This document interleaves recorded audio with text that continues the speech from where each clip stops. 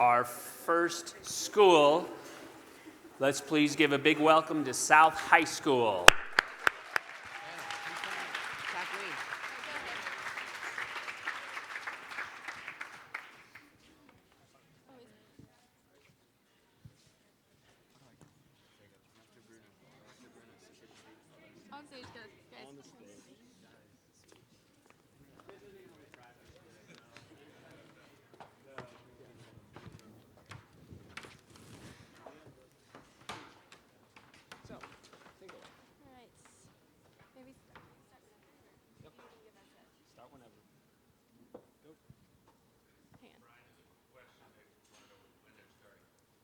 Do we just go, or?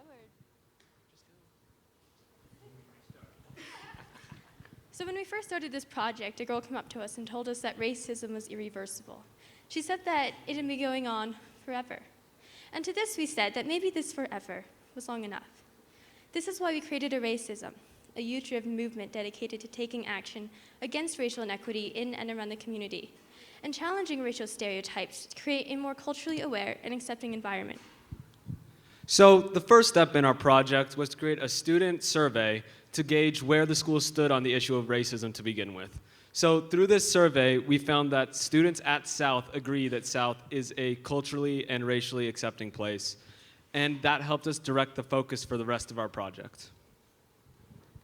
In order to engage our community, we passed out flyers and buttons to various students, parents, and other community members. We also were able to attend the University of Denver's Diversity Summit, where we developed partnerships with various PhD students and professors. On top of this, we partnered with Food for Thought, who is helping us with outreach within other schools. Finally, we were visited by a group of Brazilian students and had a discussion about racial inequity on a global level. To encourage participation in our project, we use marketing to inform and engage community members. Efforts such as our informational booths at sporting events, media outlets, and our uniqueness buttons spread and allowed our project to continue to thrive. For this project, we also utilized several social media outlets such as Facebook, Instagram, and Twitter. On these sites, we posted daily photos of our students engaging in our project, as well as inspirational quotes dedicated to informing and encouraging students to become part of our conversation. To establish the sustainability of our project, we will continue to hold monthly forums to discuss racial inequity, hand out buttons, and we have established a racism club that meets bi-monthly. We're also heavily involved in planning the Cultural Festival, which is an event in which we celebrate our rich cultural diversity. We plan to screen the movie Selma this spring and hold discussions and presentations about race at our feeder schools. Throughout these 7 weeks, I documented our progress and made a video to recap.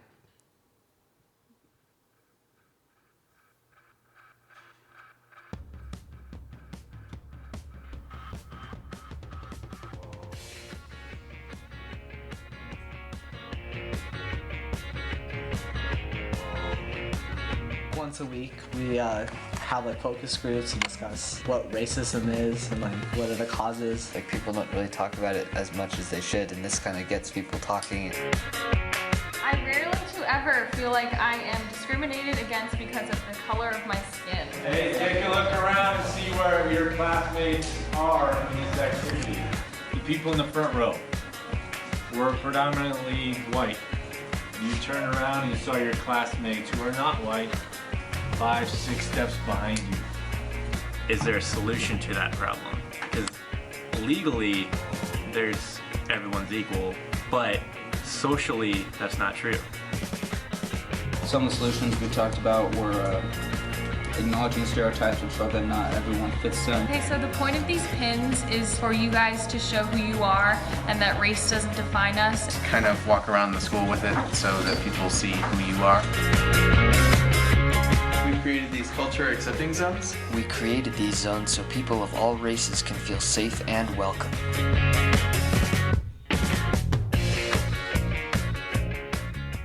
Racism still is an existing problem, and it's one of those things that's never going to go away. Well, see, our father, my father's generation, they were really racist. They were really. Well, things have changed. Things are good. Yeah, they're better than they were. We need to just keep this change in our culture going. So, Aspen challenge. Aspen Challenge teams, judges, we challenge you to join Eracism for the Cure.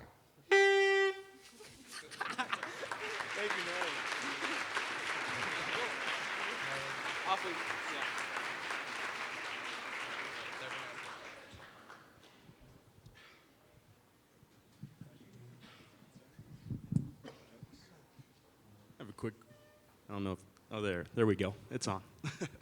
So my question is, so I noticed the buttons that had the different classifications on them. Did you guys run into any trouble with anyone that didn't feel like they fit into those buttons?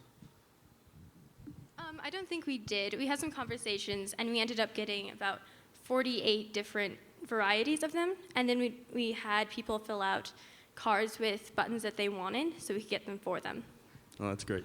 You can have a button downstairs if you want. So I love that you guys use so many different ways to reach and touch your fellow students, the social media, the meetings, et cetera. What do you think was the most effective at actually sort of breaking through or reaching people that maybe that you're trying to reach, or was it just the collective thing that really matters? I think it was very collective, but our race-based forums really helped because we invited students who we thought maybe would were passionate about this topic, and we also opened it up to the rest of the school. So that was a really great opportunity for people to express what they were feeling and help us with possible solutions. So I think that was a good one. Can you talk a little bit about your outreach? I think I got a friend request from a racism profile, and I saw two older gentlemen and an older woman. So can you talk about just your target outreach aside from the school? So predominantly we used the culturally accepting zones in the community, and we used social media.